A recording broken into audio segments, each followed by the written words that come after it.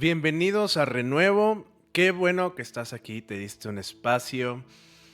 Si estás aquí es porque venimos a conocer a Jesús. No solo a hablar ideas, venimos a abrir un espacio para que Dios haga lo nuevo, porque a veces uno ya se acostumbró a lo viejo, a lo cansado, a lo repetido, pero estar delante de Dios cambia las cosas. Y piénsalo de esta forma: si hoy Dios quiere hacer algo nuevo en una parte de tu corazón que ya dabas por perdida, pues hoy puede ser un inicio. Hoy puede ser un regreso y estamos en esta sesión, en esta serie Conociendo a Jesús. El día de hoy eh, vamos a ver que Jesús recibe a los que vuelven, y esa frase tiene peso, porque muchos creen que Jesús tolera a los que vuelven, que apenas los deja entrar, como que los mira con reserva, pero aquí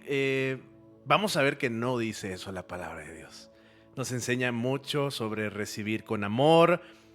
Nos enseña que Jesús recibe restaurando, recibe como quien devuelve un lugar, devuelve un nombre, devuelve dignidad.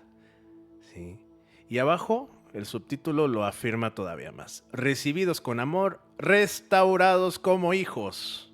No solo aceptados a medias, no solo perdonados de lejos, restaurados como hijos. No sé si se alcanza a ver la diferencia, porque no es lo mismo volver a una puerta que apenas se abre que volver a unos brazos que sí te reconocen. Así que antes de entrar de lleno, ¿por qué no oramos? ¿Sí? Y quiero decirte esto: la oración es detener el ruido que está en nuestra cabeza para volver a mirar a Dios, platicar con Él. ¿Sí? A veces llegamos con muchas cosas encima, mucho trabajo, prisa, con preguntas, con cansancio, culpa, distracción. Yo no sé cómo llegas el día de hoy. Pero conocer a Jesús no se entiende solo con la mente. Se necesita un corazón sensible, se necesita honestidad, se necesita dejar que el Señor nos muestre dónde estamos. Y en este momento, ahí donde tú estás, dile: Señor, aquí estoy. Y le puedes decir: ven, Espíritu Santo, guíanos en esta sesión, en el nombre de Jesús. Amén. Amén. Y vamos a el Evangelio de Lucas, capítulo 15, versículo 11. Estaré leyendo esta versión, Reina Valera contemporánea. Puedes leerla la versión que tú gustes. Comienza diciendo el versículo 11: un hombre tenía 2 hijos. Desde el principio Jesús nos avisa que esta historia, esta parábola, no va a tratar solo de uno de los hijos. No es solo la historia del hijo menor, no es solo la historia del que se fue, porque también hay otro hijo. Y eso importa mucho. Desde la primera línea, Jesús ya está preparando una comparación, una confrontación, una revelación más amplia. A veces uno entra a esta parábola pensando que ya sabe de qué se trata. Pero Jesús desde el arranque como que nos dice: a ver, espera, no corras, mira bien, hay 2 hijos. Y te lo voy a adelantar: hay 2 maneras de estar lejos, ¿sí? 2 formas de necesitar al Padre. Y te hago esta pregunta: ¿por qué crees que Jesús menciona desde el inicio que había 2 hijos? Esta pregunta no está de más. Nos obliga a no leer rápido, nos obliga a detenernos y a pensar: ¿qué está queriendo mostrar Jesús desde el primer versículo? Porque a veces identificamos muy fácil al hijo que se fue, al que rompió, al que cayó, pero Jesús desde el inicio también nos está diciendo: no pierdas de vista al otro también. Sí, no todo extravío se ve igual, no toda distancia se nota por fuera, y eso ya empieza a movernos un poco el piso, ¿no? Porque quizás hoy no solo hay que pensar en el que se fue lejos, sino también en el que se quedó sin entender el corazón del Padre. Y quiero subrayar en este mismo versículo esta parte. También dijo, ¿sí? Realmente Jesús estaba hablando ante una audiencia y lo podemos ver en estos versículos del 1 al 3. No lo tengo aquí en esta presentación, pero lo tengo aquí anotado en mis notas. Dice el versículo 1, se acercaban a Jesús todos los publicanos y pecadores para oírle. El versículo 2 dice, y los fariseos y los escribas murmuraban diciendo, a los pecadores recibe y con ellos come, ¿no? Entonces, ahí están dos grupos de personas, ¿sí? Cuando leemos que tenía 2 hijos, ya no lo leemos en el vacío, lo leemos sabiendo que Jesús está respondiendo a una crítica. Está mostrando el corazón del Padre, sí, pero también está confrontando el corazón de quienes no saben recibir como Dios recibe. Sí, el contexto no es un detalle, el contexto abre la intención profunda. Sí. Entonces, si seguimos en esta parábola, en el versículo 12, dice que, y el menor de ellos dijo a su padre, Padre, dame la parte de los bienes que me corresponde, y les repartió los bienes. Sí. Es muy fuerte esta frase, ¿no? Dame la parte de los bienes que me corresponde. Porque el hijo no está pidiendo cercanía, no está pidiendo consejo, no está diciendo quiero estar contigo, está pidiendo lo suyo. Quiere la parte, pero sin el Padre. Y esa pregunta nos confronta, ¿sí? Y está esta pregunta, ¿qué revela de un corazón querer lo del Padre, pero no la cercanía del Padre? Revela una relación rota por dentro. A veces uno sí quiere bendición, sí quiere ayuda, sí quiere recursos, pero no quiere comunión, ¿sí? Quiere lo que Dios da, pero no a Dios. Y ahí ya empezó una distancia seria, aunque todavía no se ha hecho visible. Y tengo esta nota. El hijo menor no solo quiere recursos, quiere su parte aparte del Padre, lejos del Padre. Y eso es más profundo que un asunto económico.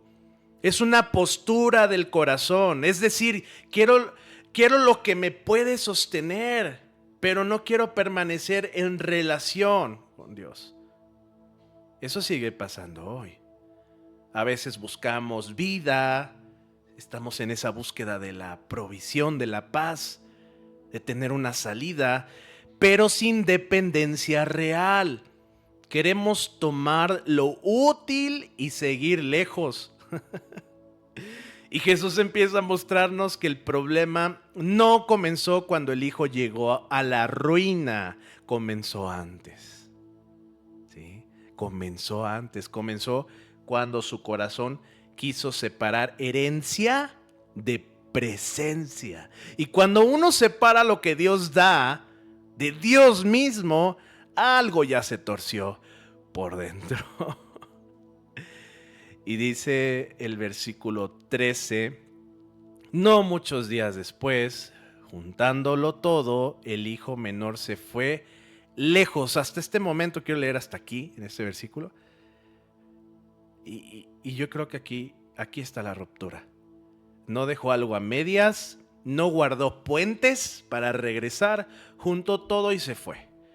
Tomó distancia de manera decidida. La frase se fue lejos no solo habla de kilómetros, habla de un alejamiento interior que ya se volvió camino, ya se volvió decisión, se volvió movimiento. Y hay momentos en la vida en que la distancia deja de ser una emoción y se vuelve una dirección. Ya no es solo molestia, Ya no es solo enfriamiento, ahora ya se va lejos. Y Jesús lo deja claro. El Hijo sí se fue, sí tomó distancia. ¿Sí? No está maquillando el problema, está mostrando con claridad lo que pasa cuando el corazón deja de querer permanecer. Sí. Y aquí les voy a poner esta notita. El Hijo sí se fue y sí tomó distancia. A veces necesitamos oírlo así, claro, sin rodeos. Porque el amor de Dios no niega la realidad, no le pone otro nombre a lo que pasó. No llama cercanía a lo que fue alejamiento. Pero también esto nos ayuda a entender algo. Reconocer que uno se fue no es condenarse, es empezar a decir la verdad. Y decir verdad importa. Porque mientras uno sigue justificando, sigue maquillando, sigue diciendo no fue para tanto, el regreso no empieza. Ese regreso en el corazón. El texto no minimiza la distancia, la están nombrando, y a veces nombrar, así como lo está diciendo aquí, es el primer paso para volver bien. Tengo esta nota: la distancia interior, tarde o temprano, se vuelve distancia visible. Y esa frase resume mucho de la vida espiritual, porque casi nunca una persona se va de golpe por fuera sin haberse ido primero por dentro. Primero se enfría, primero se desconecta, primero empieza a querer otras cosas más que la presencia del Padre. Y luego eso se nota en decisiones, se nota en caminos, en hábitos, en prioridades. Por eso esta historia no solo habla de un muchacho de hace siglos, habla de nosotros, habla de cómo el corazón puede irse yendo poco a poco. ¿Te ha pasado ver una distancia visible y descubrir que llevaba mucho tiempo formándose por dentro? Pues así suele ser. Así suele ser. Este versículo 13 dice: se fue lejos a una provincia apartada. Y en este mismo versículo 13 dice: y allí desperdició sus bienes y viviendo perdidamente. Versículo 14: y cuando todo lo hubo malgastado, vino una gran hambre en aquella provincia y comenzó a faltarle. ¿Sí? Están estas palabras en estos dos versículos: desperdicio, malgastado, comenzó a faltarle. Qué cadena, ¿verdad? Tan clara. Primero parecía tener mucho, luego lo malgastó, después empezó a faltarle. Eso pasa cuando algo que parecía sostenernos se agota. Y aquí la pregunta es muy humana. ¿Qué pasa cuando se acaba lo que parecía sostenernos? Porque hay cosas que nos dan una sensación de control por un tiempo: dinero, capacidad, relaciones, orgullo, distracciones. Pero cuando eso se acaba, aparece la verdad del corazón. ¿Sí? Lo que estamos viendo, ¿sí?, no solo muestra una crisis económica, muestra ese vacío, ese derrumbe. El hijo está entrando en el momento en que ya no puede seguir fingiendo que todo está bien. ¿Sí? Entonces sucede esto: la distancia produjo ruina. ¿Sí? Qué fuerte. No solo incomodidad, no solo un mal rato, ruina. Y Jesús no está exagerando.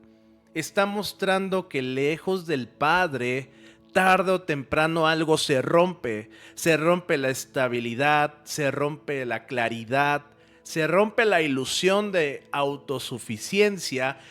Esto no es para señalar con dureza, sino para abrir los ojos, porque a veces llamamos libertad a algo que nos está vaciando, a veces llamamos independencia a algo que nos está dejando sin fuerza.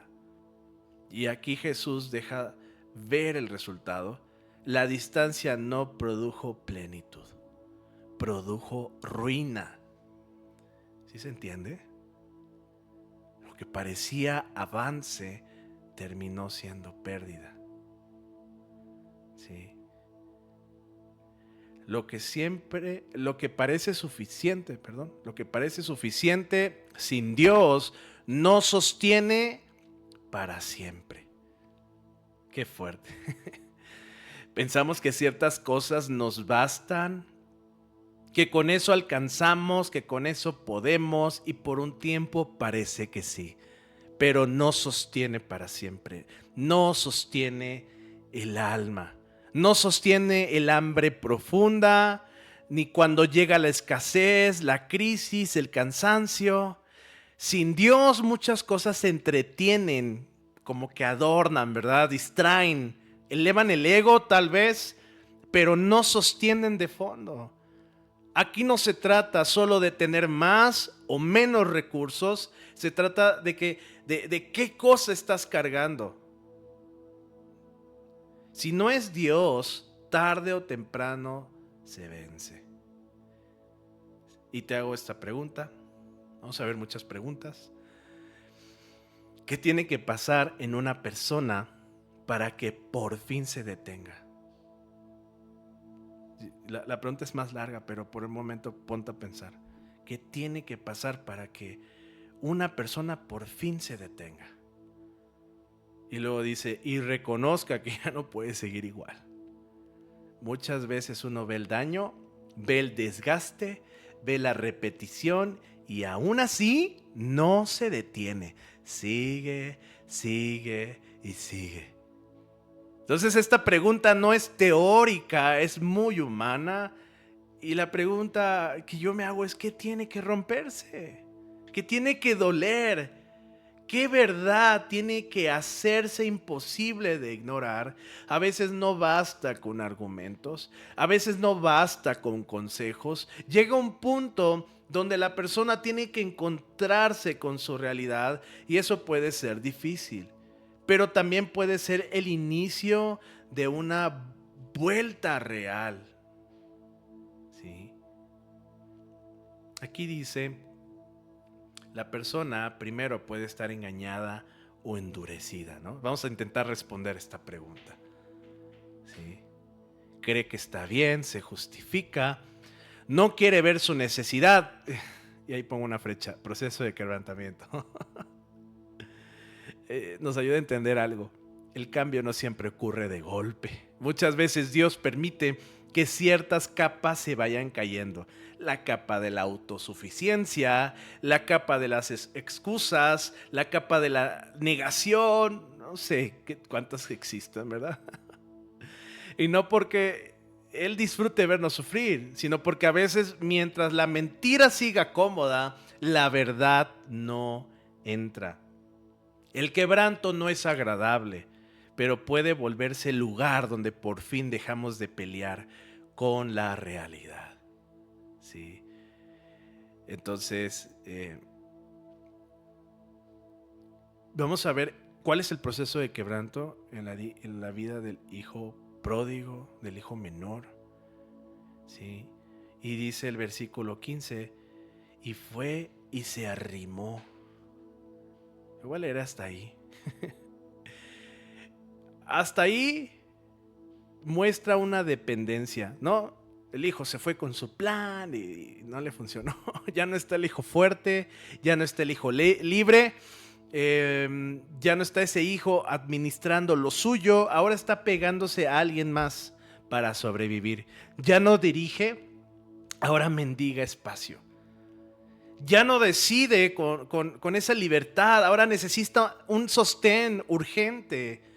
Es impresionante cómo Jesús lo narra con esta frase tan breve, se arrimó. Como diciendo, terminó dependiendo de aquello que antes quizá jamás imaginó. Y esto nos ayuda a ver que el alejamiento no produce una verdadera autonomía, ¿sí? Produce dependencia torcida, produce una clase de sujeción que no libera, sino que desgasta. ¿Sí? El pecado promete independencia, pero muchas veces termina esclavizando. Ahí está resumido mucho del problema.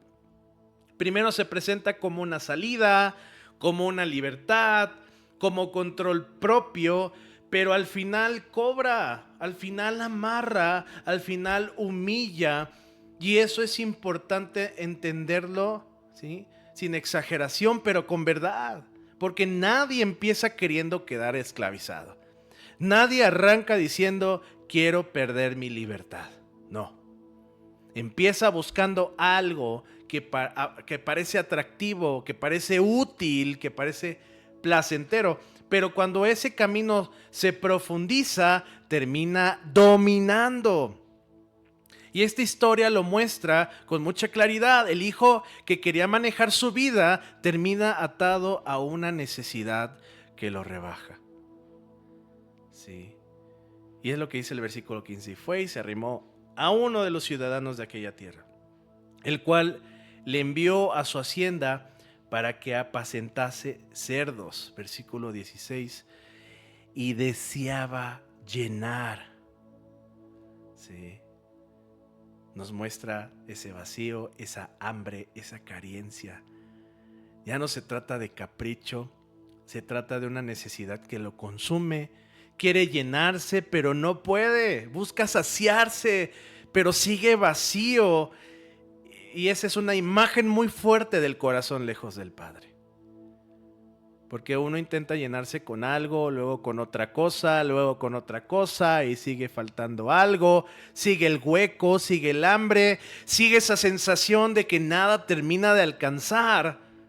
¿Sí? No solo está hablando del estómago este versículo, habla de un vacío interior que aparece cuando la vida se desordena por dentro. ¿Sí? ¿Qué tan vacío puede quedar alguien lejos del Padre? Y esa pregunta no es para hacer drama, es para tocar la verdad, porque hay vacíos que la gente no ve.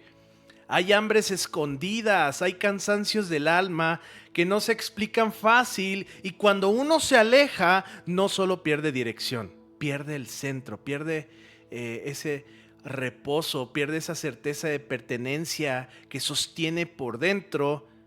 Por eso esta pregunta importa tanto. ¿Qué tan vacío puede quedar alguien? Muchísimo. Más de lo que aparenta por fuera. Y reconocer ese vacío no es debilidad. Puede ser el principio de volver a buscar dónde sí hay vida. Dice Marcos capítulo 6, versículo 34. Dice Jesús que tuvo compasión porque eran ovejas sin pastor. No, esto lo vimos en una sesión pasada. Está Jesús llegando a un lugar, la gente fue caminando y llegó primero. Si lo vemos en paralelo con otros evangelios, vemos que esta gente, muchos de ellos venían enfermos. En algún momento, no quiero especular, no quiero añadir detalles, pero al final la gente tenía hambre. ¿Sí? Fue esa parte de la multiplicación del pan, el milagro de Jesús. Pero en este momento, tantas necesidades físicas, externas, visuales, ¿sí? Pero si leemos entre líneas, Jesús tuvo compasión porque vio a las personas, ¿sí?, como ovejas sin pastor. Y lo que está diciendo eso, los ve como personas que no tienen un cuidado, que no tienen una dirección. ¿Qué hizo Jesús? Comenzó a enseñarles. Miren, una oveja sin pastor no solo está sola, está desorientada, está expuesta, vulnerable, tiene necesidad de guía, de cuidado, de dirección. Y eso conecta con el vacío del hijo, porque el problema no es solo que le falta algo, el problema es que está despastoreado por dentro. Y la respuesta de Jesús ante esa condición no es desprecio, es compasión. Y eso marca muchísimo. Cuando Dios ve a personas vacías, perdidas, confundidas, no responde primero con fastidio, responde con compasión. Y eso cambia el tono de toda la historia. y deseaba llenar su vientre de las algarrobas que comían los cerdos, pero nadie le daba. ¿Sí? Y sigue esta pregunta: ¿qué tiene que pasar? ¿Qué tiene que pasar? La gente no cambia solo porque le den argumentos. Muchas veces cambia cuando ya no puede seguir engañándose. Qué lamentable, ¿no?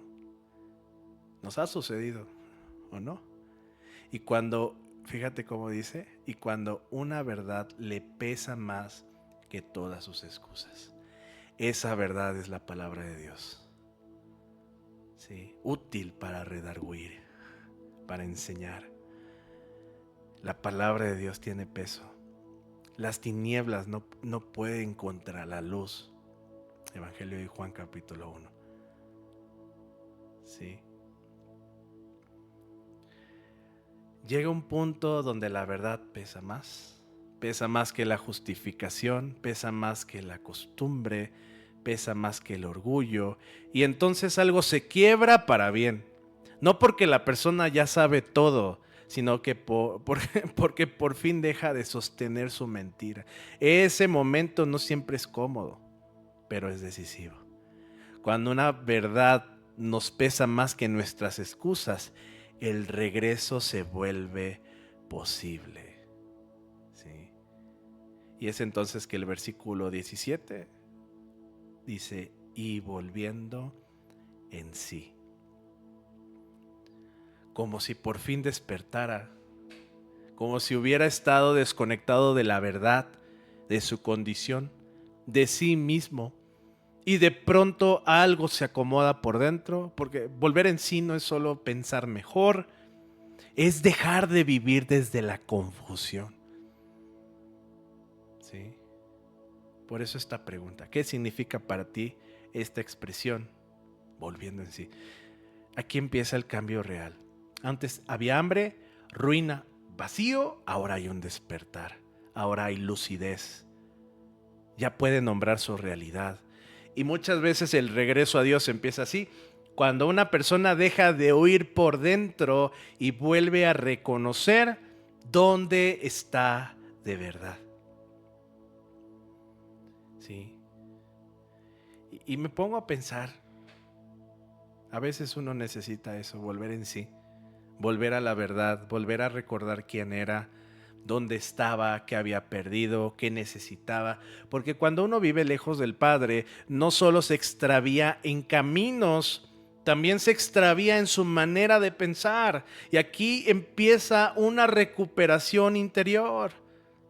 Todavía no ha llegado a casa, pero ya dejó de engañarse. Y si seguimos leyendo el versículo 17, dice: y volviendo en sí, dijo: ¿cuántos jornaleros en casa de mi padre tienen abundancia de pan y yo aquí perezco de hambre? El regreso comienza cuando dejamos de oír por dentro. Porque antes de mover los pies, se mueve el corazón. Antes de tomar el camino de vuelta, uno tiene que dejar de escapar en el interior. Huir por dentro es seguir posponiendo, ¿no crees? Es seguir disfrazando, seguir endureciendo el corazón, volviéndolo insensible. Pero cuando eso termina, el regreso puede empezar. Tal vez no completo, no perfecto, no resuelto del todo, pero sí real. Y esto da esperanza porque muchos creen que volver empieza cuando ya tienes todo claro. Claro que no, no siempre. A veces empieza cuando por fin dejas de escapar. Y es cuando dices: ya no quiero seguir así. Y bueno, eso ya es mucho. Y luego el versículo 18, Lucas 15, 18. Me levantaré e iré a mi padre y le diré: Padre, he pecado contra el cielo y contra ti. Y está esta pregunta que muestra este versículo: ¿emoción o decisión? Que claro que hay emoción en una historia así, pero aquí hay algo más firme. Hay decisión. Hay un giro de voluntad. No se queda solo en me siento mal. No se queda en qué triste todo. Dice, me levantaré, iré, hablaré. Ya no es solamente dolor, ahora hay una determinación que empieza a ordenarlo todo. Y eso es parte del arrepentimiento real. No solo sentir el peso de lo que pasó, sino tomar camino, dar un paso, salir del lugar donde uno se quedó atrapado. ¿Sí? Y voy a encerrar en un círculo. Me levantaré. Yo creo que aquí podremos detenernos tantito. Porque levantarse no es poca cosa. Sobre todo cuando uno ha estado caído por dentro. A veces el alma está tan cansada, tan avergonzada, tan desgastada, que levantarse ya es una victoria. No está diciendo, ya resolví todo. No está diciendo, ya no me duele. Está diciendo algo más sencillo y más valiente. Me voy a levantar. Y hay momentos en la vida espiritual donde eso es exactamente lo que se necesita. Levantarse. No quedarse tirado en la culpa ni acostado en la resignación. Es levantarse, aunque todavía venga temblor. ¿Sí? Es levantarse, porque quedarse ahí ya no es opción. ¿Qué más veo en este versículo? Primero, levantarse. Segundo, iré a mi padre. ¿Qué habla? Habla de un movimiento. ¿Sí? Habla de dirección. No solo se levanta de la miseria, se dirige al Padre. Que una persona cuando, no sé, piensa en una persona que está cansada de su ruina y aún así puede correr a muchos lugares equivocados. Pero aquí el hijo reconoce a dónde tiene que volver. No está diciendo buscaré cualquier salida. Dice, iré a mi Padre. Al Padre que tenemos en los cielos. A través de Cristo. Eso tiene humildad, tiene memoria, tiene orientación. El regreso verdadero no solo deja algo atrás, también vuelve a alguien, vuelve a Dios, y eso cambia todo. No se trata nada más de salir del dolor, sino de volver a la relación, volver a la fuente, volver al lugar donde todavía hay un hogar. ¿Sí? ¿Qué más veo en este versículo 18 cuando dice he pecado? Dice la verdad con mucha claridad, sin adorno, sin culpar a otros, sin desviar el tema, y eso importa mucho. Porque mientras el pecado se niega o se maquilla, el corazón sigue dividido. Pero cuando se nombra con verdad, se abre ese espacio para la restauración. No todo remordimiento llega hasta aquí, ¿eh? Hay personas que solo lamentan consecuencias. Aquí el hijo reconoce su pecado, reconoce que hizo mal, y esa confesión no es solo para destruirlo, sino para ubicarlo en verdad delante del Padre. La gracia no necesita mentira y la misericordia no necesita disfraces. ¿Sí? Es la verdad la que limpia esa atmósfera, ese aire en el corazón. Y es cuando llegamos a esta verdad. Porque tú puedes decir, ¿cómo logro todo esto que estás diciendo? Evangelio de Juan, capítulo 16, versículo 8. Y cuando Él venga, está hablando del Espíritu Santo, porque Él ya está con nosotros. Y es por eso que al inicio dijimos, ven Espíritu Santo. Dice que convencerá al mundo de pecado. Sí, está diciendo, cuando el Espíritu Santo venga, va a convencerte. Nosotros o yo no tengo por qué convencerte.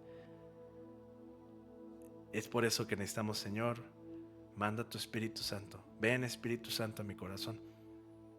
Si realmente estoy mal, que venga el Espíritu Santo a mi corazón. Eso nos ayuda a entender mejor lo que está pasando. ¿Sí? El reconocimiento del pecado no es el resultado de una crisis humana. Mucha gente se queda perdida en eso, en estar alejado de Dios. Y no deja entrar al Espíritu Santo. Pero si lo dejas entrar, sí, las cosas cambian. Cuando el Espíritu Santo convence, no lo hace para aplastarte, para humillarte, sino para llevar la verdad. Él te muestra lo que está mal y sí te lo muestra, pero con un propósito redentor.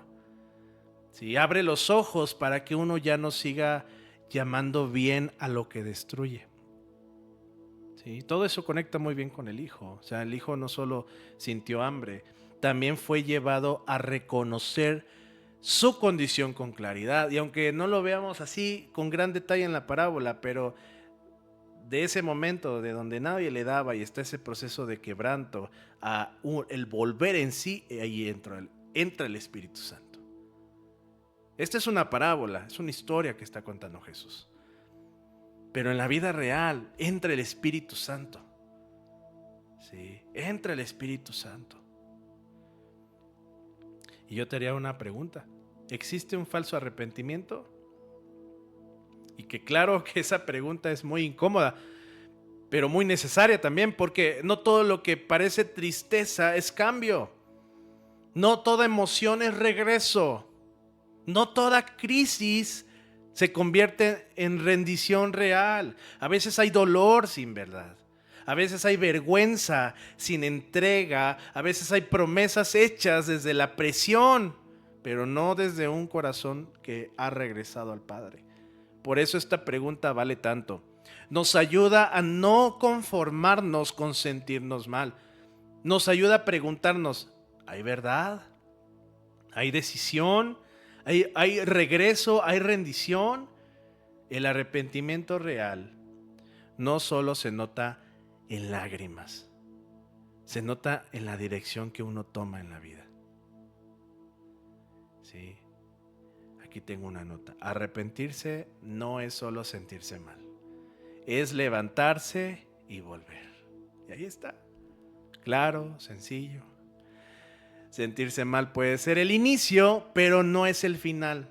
Si se queda solo en resentimiento, si solo se queda en emociones, sentimiento, uno puede seguir atrapado ahí. El arrepentimiento verdadero te mueve. ¿Sí? Hay decisión, hay dirección, hay confesión. Te está levantando, te está reorientando, te hace volver. Por eso esta frase es tan útil. ¿Sí? Nos saca del engaño de pensar que con culpa basta. Y no. La culpa por sí sola no restaura. Lo que restaura es la verdad que nos lleva de regreso al Padre. Y alguien tal vez hoy necesite escuchar eso. No te quedes solamente sintiéndote mal. Regresa. Vuelve. ¿Sí? Lucas capítulo 15, versículo 19 sigue. Ya no soy digno de ser llamado tu hijo. Hazme como a uno de tus jornaleros. Qué tristeza. Vean lo que logró las malas decisiones. Vean lo que logró, lo que hace esa distancia que se vuelve visible, la ruina. Estamos entrando en esta parte, en una zona más profunda, porque aquí no solo habla del arrepentimiento, también habla de una identidad herida. El hijo no está diciendo solo hice mal, está diciendo algo más profundo. Ya no soy digno de ser tu hijo. Y eso pasa mucho. Pasa muchísimo. Después de fallar, la persona no solo carga culpa por lo que hizo, también empieza a verse diferente, empieza a sentirse fuera de lugar, sin derechos, sin pertenencia. El golpe que sufrió el hijo menor no solo fue moral, fue interior, ¿sí? Y por eso que está diciendo ahí duele tanto, porque muestra que la caída le tocó, ¿sí? Esa caída destruyó esa identidad. Y quiero subrayártelo. Eso, ya no soy digno de ser llamado tu hijo. A mí me duele mucho porque a mí me está mostrando que el hijo ya no sabía volver como hijo. Ya no piensa como hijo. Y propone una negociación, quiere volver bajo otra categoría. ¿Sí lo vemos ahí? Ya no soy digno. Sí.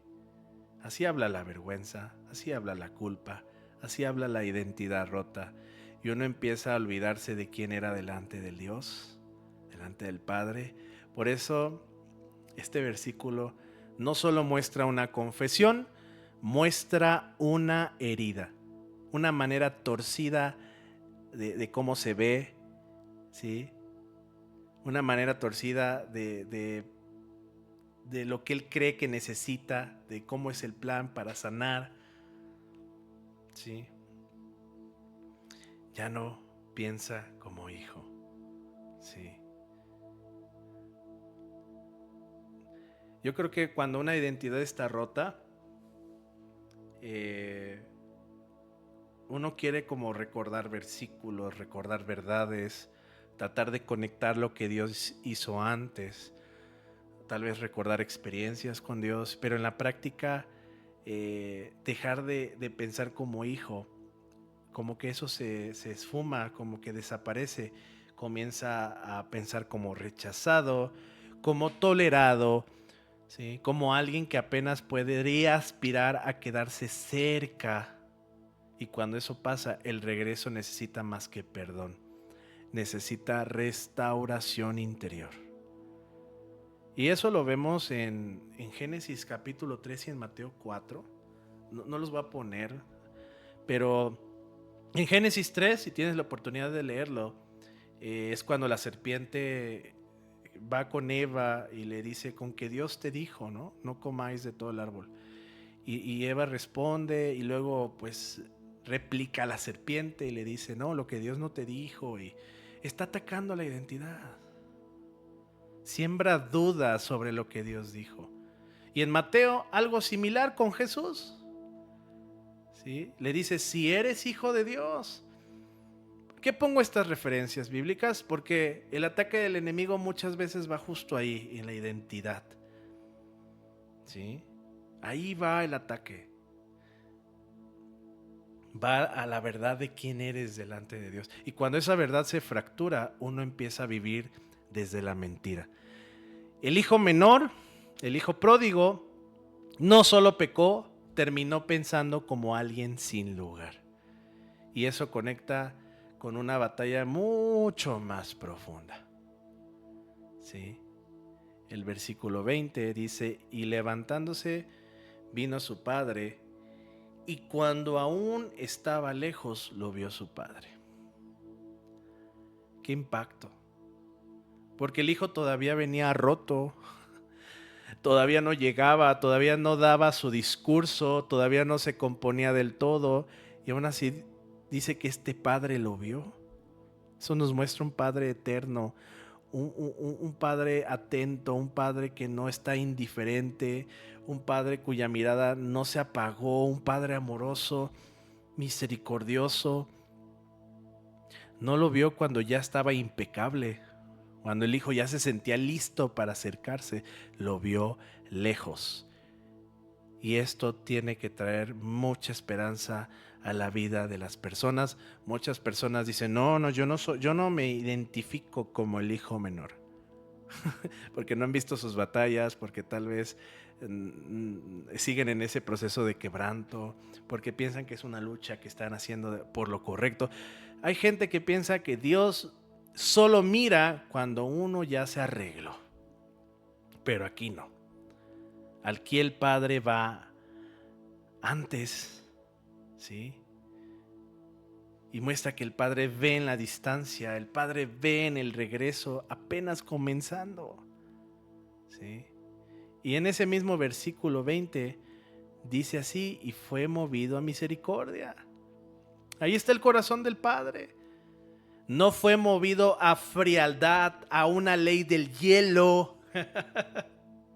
Es impresionante. No fue movido a reproche. Hay gente que te manipula con esto. Porque muchos hemos estado como el hijo menor. Pero cuando te toca estar en una posición donde debemos movernos a misericordia, ¿sí? Nos movemos en frialdad, en reproche, en manipulación, en miedo, aguas. ¿Sí?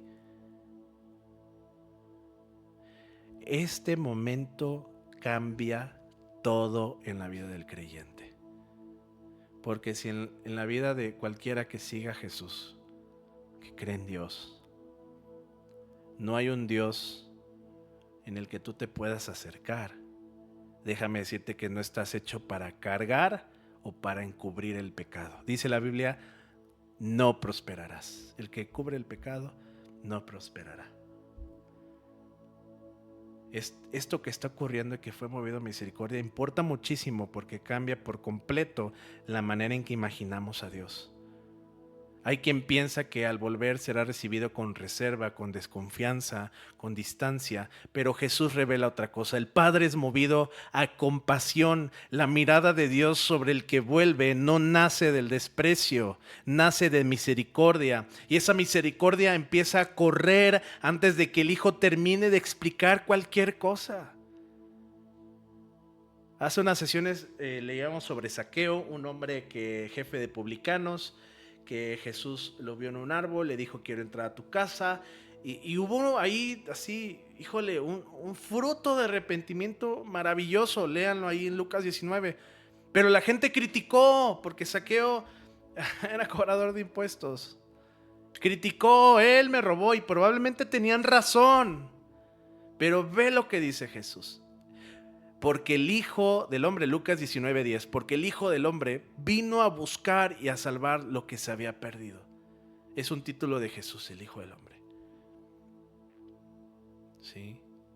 Jesús no solo cuenta una historia de búsqueda y restauración, Él mismo es quien sale a buscar.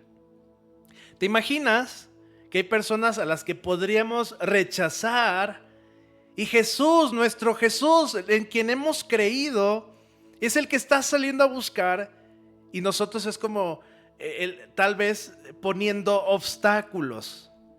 Se vuelve un asunto grave, ¿sí? Entonces, cuando vemos al Padre atento, misericordioso, moviéndose al Hijo, también estamos viendo algo del ministerio de Jesús. Él vino a buscar, Él vino a salvar, a encontrar al perdido.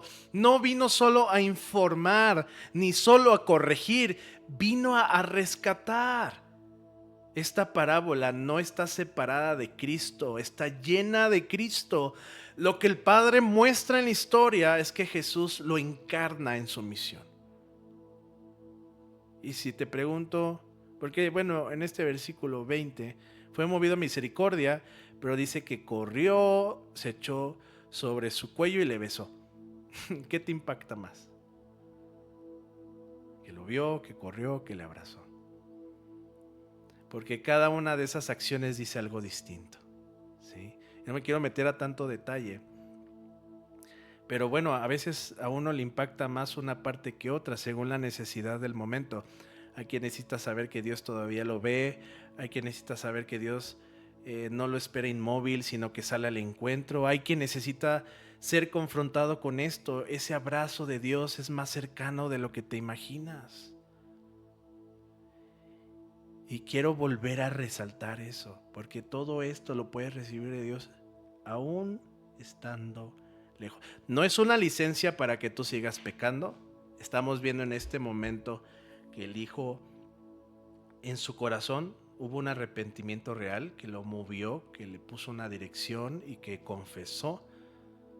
Pero en medio de todo eso uno podría sentirse todavía sucio, no digno. Repito, por una identidad herida. Sí. Y vale la pena dejarlo resonar otra vez. Y cuando aún estaba lejos, no estaba resuelto, no venía fuerte, venía de lejos. Sí. Y aún así el Padre lo ve. Eso significa que la misericordia de Dios no empieza al final del camino, empieza en el camino. Empieza cuando el regreso todavía es frágil, cuando todavía viene mezclado con vergüenza y cansancio. Sí, Dios no espera a que termines de recomponerte para empezar a mirarte con misericordia. Versículo 21.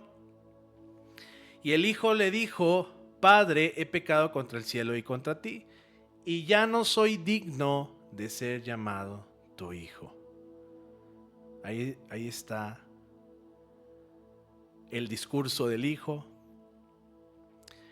Y yo me quedo pensando, eso no elimina la verdad del pecado, el hijo sí lo reconoce, pero la verdad ahora se dice en un contexto distinto, no desde el abandono, sino desde el recibimiento. Y debemos de tener mucho cuidado, ¿sí? Estoy siguiendo los mismos patrones que Dios me está enseñando sobre la misericordia, o estamos actuando sobre nuestra supuesta justicia. Acuérdate, analízalo. El contexto que nos está hablando. Si tú tuvieras que hablar o confesar algo de lo cual no puedes salir, ¿qué sería más fácil para ti? ¿Sí? Y por eso hago esta pregunta. ¿Por qué cambia tanto confesar desde el miedo o desde haber recibido o desde haber sido recibido? El miedo empuja a esconderse y lo vemos ahí en Génesis 3:10. Génesis 3:10, aquí lo tengo anotado, dice, y él respondió, oí tu voz en el huerto y tuve miedo porque estaba desnudo y me escondí. Y yo creo que esta es la respuesta de muchos delante de Dios. Tuve miedo y me escondí. Escuchan hablar de Dios y tienen mil excusas y se esconden, se esconden, se esconden.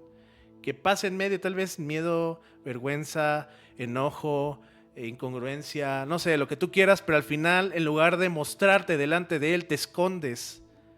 Primera de Juan 4:18 dice, en el amor no hay temor, sino que el perfecto amor echa fuera el temor, porque el temor lleva en sí castigo, de donde el que teme no ha sido perfeccionado en el amor. Romanos 8:15, pues no habéis recibido el espíritu de esclavitud para estar otra vez en temor, sino que habéis recibido el espíritu de adopción por el cual clamamos Abba, Padre. ¿Sí? Primera de Juan 4:18 se nos recuerda que el perfecto amor echa fuera todo temor. Romanos 8:15 habla de un espíritu de adopción, no de esclavitud, para estar otra vez en temor. Entonces, cuando alguien ya fue recibido, la confesión cambia. Y a veces como que el orden de que quieres que sucedan las cosas, quieres que la gente se humille, quieres que la gente vea que por su culpa merece frialdad, ley del hielo, abandono, pues entonces no se está reflejando ahí a Cristo, ¿no? Cuando está en este ambiente, ¿sí? La situación cambia. Y quiero decirte que Dios no necesita producir terror para obtener una confesión. Leímos, el Espíritu Santo es el que nos lleva caminando, ¿sí? Y ese amor con el que se acerca, porque fue movido a misericordia, amor, pues ese amor también nos lleva a decir la verdad, ¿sí? Versículo 22, Lucas 15:22. Pero el padre dijo a sus siervos, sacad el mejor vestido y vestidle y poner un anillo en su mano y calzado en sus pies. ¿Sí? Aquí me encanta porque hizo algo el padre y lo pongo aquí. No recibe al hijo como un fracaso tolerado, sino que lo restaura públicamente como hijo. Eso es clave. Porque una cosa es dejar entrar a alguien con una reserva y otra muy distinta es devolverle lugar delante de todos. El padre no lo mete escondido por la puerta de atrás. Y sí, no lo conserva en una esquina para ver si cambia. Lo viste, lo señala, lo reinstala en la casa y eso toca una necesidad muy profunda del corazón humano. No solo ser perdonado, sino ser restaurado en pertenencia. El amor del Padre no se conforma con una aceptación mínima. Va más allá. Devuelve el lugar con claridad. Y a veces los seres humanos pues podemos ser muy malos. Pero nuestro Señor, como lo dice el Salmo 23, aderezas mesa delante de mis angustiadores. Esos que buscan angustiarte, que quieren verte mal, que no vas a salir adelante, que quieren verte con un corazón dividido, lastimado y que no creen que la restauración es posible en tu vida. Déjame decirte que hay un Dios que te lleva a delicados pastos, que está contigo en el valle de sombra de muerte y ese amor te lleva a confesar, te lleva a ser restaurado, te lleva a reintegrarte. Eso es nuestro Señor. Lucas 15:23. Y traed al becerro gordo, y matadlo y comamos y hagamos fiesta. El regreso termina en la mesa, en comunión, en celebración compartida. ¿Sí? Voy más adelante, versículo... tengo esta pregunta. ¿Se te hace justo que regrese? Había olvidado esta pregunta. Pero dime tú, ¿se te hace justo que regrese? Ahora piensa por un momento en el hermano mayor. Ahorita vamos a hablar de él, pero... cuando nos hacemos esta pregunta, de nuestro corazón sale esa definición de justicia. ¿Sí? Porque mientras vemos al hijo roto, hambriento, humillado, quizás sentimos compasión. Pero cuando lo vemos vestido, restaurado y festejando, como que algo dentro de algunos puede tensarse. Ahí empieza a aparecer la voz del hermano mayor, que muchos llevamos por dentro. ¿De verdad merece tanto? ¿No debería pasar por algo más? ¿No debería probar primero? No sé, ¿qué se te ocurre? Y si me voy al versículo 24, dice, porque mi hijo muerto era y ha revivido, se había perdido y es hallado, y comenzaron a regocijarse, ¿no? Y ahora quiero hacer la pregunta de qué pasa con el otro hijo. ¿Sí? Porque, a ver, el padre dice, mi hijo muerto era y ha revivido. ¿Sí? No está diciendo el padre, miren, ya regresó el que se equivocó. Dice, estaba muerto y ha revivido. Eso eleva la escena. ¿Sí? El padre no ve solo una conducta en ese medio camino a restaurarse, ve una vida restaurada, ve hallazgo, ve una comunión recuperada, y por eso hay fiesta. Porque para el padre no se trata solo de arreglar un problema familiar, se trata de recuperar a un hijo. Y cuando eso se entiende, la celebración ya no parece exagerada, es necesaria. Y está esta pregunta, ¿qué pasa con el otro hijo? Porque uno podría pensar que la historia ya terminó, que la restauración del menor pues era lo malo que había pasado. Pero no, Jesús no ha terminado. Falta el otro hijo. Falta ver qué pasa con quien nunca se fue de la casa. Y eso vuelve a confirmar algo importante. Esta parábola nunca fue sobre el hijo pródigo. Siempre fue también sobre el hermano mayor, sobre otra forma de distancia, sobre otra forma de extravío. Así que la historia da un giro. ¿Sí? La fiesta, imagínate, de la fiesta pasamos al enojo. Dice el versículo 25. Y su hijo mayor estaba en el campo, y cuando vino y llegó cerca de la casa, oyó la música y las danzas. Y bueno, voy más adelante, el versículo 26 dice, y llamando a uno de los criados le preguntó, ¿qué era aquello? Híjole, hay tanto que hablar aquí. Lo primero, ahí aparece el hermano mayor. Vamos a ir desde el 25. Está trabajando, está cerca de la casa, pero no está entrando a la fiesta. Vemos que está en el campo, está ocupado, está en su rutina y como que empieza a prepararnos para lo que viene, ¿no? La distancia del hijo mayor no se ve como la del menor, ¿estás de acuerdo? No huele como una rebelión visible. Huele a esfuerzo, a deber, a permanencia externa. Pero la verdad es que eso no significa que su corazón esté sano. Y luego dice que oye la música, las danzas, llama a un criado, le pregunta qué pasa, pero es interesante, no entra. Pregunta desde afuera, se informa antes de participar. Eso ya nos muestra cierta distancia interior. Cuando el corazón está alineado con el Padre, la fiesta de la casa no se siente extraña, pero aquí sí, el hermano mayor, el hijo mayor, escucha la alegría del hogar como si viniera de otro mundo. No está conectado, ¿sí? Necesita que se le expliquen. Eso es fuerte. Sí, porque se puede estar físicamente y al mismo tiempo no reconocer el gozo de Dios, el gozo de esa casa. Y aquí tengo una nota, no solo hay pérdida en el que se fue, también puede haberla en el que se quedó. Wow. Perdido el que se fue, perdido el que se quedó. En la parábola de la oveja perdida y la parábola de la moneda perdida en la casa. Las dos parábolas anteriores a esta. Léelas aquí en Lucas 15. Sí.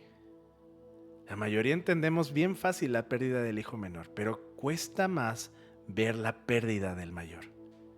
Y sin embargo, aquí está Jesús, ¿verdad? Mostrando con mucha claridad. Hay una pérdida que no se nota en vicios, ni en provincias lejanas, ni en una ruina visible. Es la pérdida del corazón endurecido, del que sirve sin disfrutar, del que permanece sin compartir el gozo. Y esa pérdida también necesita ser tratada por Dios. No es menos seria por verse más ordenada, ¿sí? Y quiero subrayarte esta parte. Llegó cerca de la casa, oyó la música, llamó a un criado, ¿sí? Él está cerca de la casa, cerca de la celebración, cerca del lugar donde está el Padre gozoso, pero lo oye desde afuera. Se puede estar muy cerca de la casa y todavía no entrar al gozo del Padre. Se puede escuchar el sonido de la fiesta, de la gracia de Dios y no participar en ella. Se puede percibir que Dios está restaurando a alguien y en vez de alegrarse, quedarse afuera calculando. Sí. Estos versículos nos marcan, nos demuestran esa desconexión con mucha claridad. Proximidad externa no garantiza comunión interna. ¿Sí? Te lo quiero decir otra vez. Proximidad externa no garantiza comunión interna. Sí. Tengo esta nota también. Se puede estar junto a la casa y no compartir el gozo del Padre. Sí, eso confronta bastante porque a veces pensamos que cercanía es lo mismo que comunión y no siempre. Puedes estar en el ambiente correcto y aún así tener un corazón frío. Puedes servir, asistir, trabajar, hacer lo que te toca y aún así no disfrutar lo que el Padre disfruta. No alegrarte con su misericordia, no entrar a la fiesta de la restauración. Y esta frase nos invita a revisar el corazón con honestidad. No solo preguntarnos si seguimos cerca, sino si compartimos de verdad la alegría del Padre. Versículo 27. Él le dijo, tu hermano ha venido y tu padre ha hecho matar el becerro gordo por haberle recibido bueno y sano. ¿Bueno y sano? Híjole, este criado se pasó, ¿no? La explicación del criado es parcial. Dice algo cierto, pero no alcanza a tocar toda la profundidad de lo que el padre está celebrando. Porque para el Padre no se trata solo de que regresó sano. Vamos a suponer que regresó sano, que no creo. Pero supongamos que regresó sano. Se trata de que estaba muerto y revivió, perdido y hallado. El criado puede narrar el evento, ¿sí? Pero el Padre es el que interpreta el significado y eso realmente es lo que importa. Muchas veces la causa puede ver esa... nosotros podemos ver de forma superficial una restauración, pero el Padre que tenemos en los cielos ve la magnitud de una vida de vuelta. ¿Sí? Y no es lo mismo. Y dice, y vemos esta comparación en el versículo 22. Si lo tuvo que vestir, si le tuvo que regresar algo que públicamente para reintegrarlo como hijo, pues yo dudo de que le recibió bueno y sano. ¿Sí? Porque probablemente con lo que ya traía puesto, la gente, los jornaleros, puedan decir, mira, sigue siendo el mismo de antes. Pero no, el Padre le restituyó por alguna razón, ¿no crees? Versículo 28.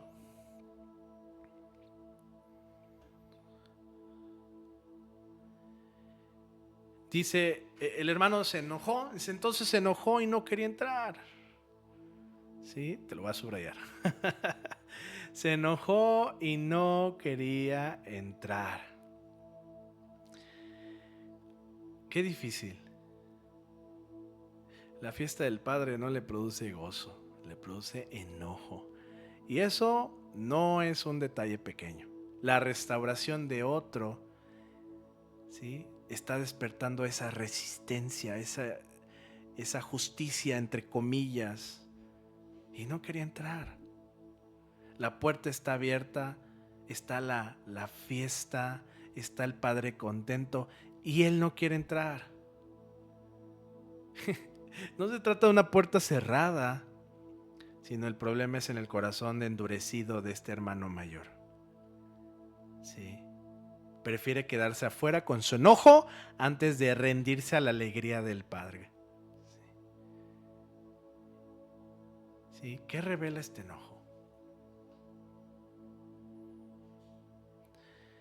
Yo creo que ese enojo no solo es una emoción pasajera, es una postura. ¿Sí? Es un corazón que se resiste al gozo de la misericordia. Y eso merece atención, porque uno puede pensar que su fidelidad lo pone siempre del lado correcto, pero aquí no. ¿Sí? Aquí el hijo se quedó, ¿sí? El hijo menor es el que se queda, el que disfruta. Pero el hijo mayor no entró, y no porque el padre lo expulsó, sino porque su enojo lo dejó fuera. El resentimiento tiene ese poder. Puede dejarte cerca de la casa, pero fuera del gozo. Sí. Ahora, tengo estos versículos porque ya estamos viendo el corazón del hermano mayor. Aquí está su distancia, su forma de alejarse, su forma de necesitar al Padre. Y Mateo 11:28 nos dice, vengan a mí todos los que están trabajados y cargados, y yo les haré descansar. Todos, los pecadores, en ese tiempo, los publicanos, los escribas, los fariseos, todos le necesitamos. Sí, hay un eco de ese llamado de Jesús. El Padre ruega que entre. No lo está haciendo quedar mal al hermano mayor. Ahí está su misericordia, ahí está su amor. No lo cancela, lo está invitando, lo busca, lo llama hacia la comunión. Ven, que es para estar juntos. ¿Sí? Ahí está el comparativo de los dos hijos. A ver, el padre entró al encuentro del hijo menor. Dice que cuando todavía estaba lejos fue al encuentro. Y este que todavía no entraba a la fiesta también salió y le rogó. Tenemos un Padre maravilloso, un Padre compasivo. ¿Sí? Vemos el versículo 29 y queda más en evidencia el hermano mayor. Mas él respondiendo dijo al Padre, he aquí tantos años te sirvo, no habiéndote desobedecido jamás, y nunca me has dado ni un cabrito para gozarme con mis amigos. Sí. Este momento es muy importante. El hermano menor o el hijo menor ya habló desde su vergüenza. Y ahora el hermano mayor está hablando desde su resentimiento, desde su enojo. Las dos voces muestran necesidad de formas distintas. Una vuelve rota y la otra reclama herida desde el orgullo, pero ambas necesitan ser expuestas delante del Padre, ¿sí? Y yo te diría que revela este reclamo. Porque si te fijas, el hermano menor decía, le diré a mi padre que me haga como uno de sus jornaleros. Y yo te voy a subrayar ahí. ¿No te parece que este reclamo es como de un jornalero hacia su jefe? ¿No de un hijo? He aquí tantos años te sirvo por haberte desobedecido jamás. O sea, está hablando como trabajador, no como hijo. Está sacando cuentas, está midiendo la relación por esfuerzo y rendimiento. Sí, qué triste. Dos formas de alejarse, dos formas de necesitar al Padre. Habla como trabajador, ¿sí? Como alguien, como quien mide su relación en años de servicio, en obediencia, en recompensa esperada. No habla desde la intimidad, ¿sí? Habla desde la cuenta, desde el balance, desde el mérito. Te sirvo, no te he desobedecido. Su lenguaje muestra que aunque se quedó en casa, su corazón no estaba descansando como hijo. Estaba contabilizado, ¿sí? Como empleado. ¿Sí? Dice el versículo 30. Vean cómo se expresa de su hermano. Pero cuando vino tu hijo, que ha consumido tus bienes con rameras, has hecho matar para él el becerro gordo. El resentimiento rompió la fraternidad. ¿Sí? Esa comparación enfrió ese vínculo que debía de haber estado. Ya no puede mirar al restaurado como hermano. Lo ve como problema, como amenaza, como injusticia. Eso es algo muy serio. Porque cuando el corazón se endurece, deja de ver personas y empieza a ver historiales. Deja de ver restauración y solo repite el expediente. El hijo mayor reduce al otro a su caída y no puede celebrar porque sigue mirando desde arriba, no desde el corazón del Padre. Sí. Y responde el padre: hijo, tú siempre estás conmigo y todas mis cosas son tuyas. Otra vez el padre no responde con rechazo. No le dice, quédate afuera. Le recuerda cercanía, le recuerda relación, le recuerda herencia. Esto es muy importante porque el hijo, ¿sí? Y su problema del hijo mayor no es que el padre lo haya olvidado, es que él no sabe disfrutar lo que ya tenía. Dice, siempre estás conmigo. ¿Sí? Es como si estuviera diciendo, tu mayor bendición nunca ha sido un premio aparte, ha sido mi presencia. Pero cuando el corazón vive de comparación, deja de valorar la comunión que ya posee. Y quiero terminar con este versículo. Y sigue diciendo el Padre, mas era necesario. No le estoy haciendo fiesta de su pecado, no le estoy haciendo fiesta de que malgastó, de que despilfarró, que desperdició, ¿sí? Que estaba de necio. No, le estoy haciendo fiesta porque estaba perdido y ahora es hallado. Porque en su corazón se arrepintió, se levantó, tuvo dirección, fue al Padre y confesó. ¿Sí? El Padre le habla con ternura, le recuerda esa cercanía, le recuerda esta herencia, le recuerda la comunión. ¿Sí? Jesús nos está mostrando que lejos del Padre el corazón se pierde. Aunque te hayas ido a gastar tus bienes, o aunque te hayas quedado en la casa. Es un momento para preguntar, ¿cómo está mi corazón? Recordando que la distancia empieza en el interior y después tarde o temprano se manifiesta y esta distancia produce ruina. ¿Sí? Al final, Dios nos da una oportunidad de acercarnos, de disfrutar, de relacionarnos y de dejar atrás esa vida de pecado, de lejanía, que nos daba una supuesta autonomía, pero al encontrarnos con el amor, Él repara, Él restaura, Él restituye esa identidad herida.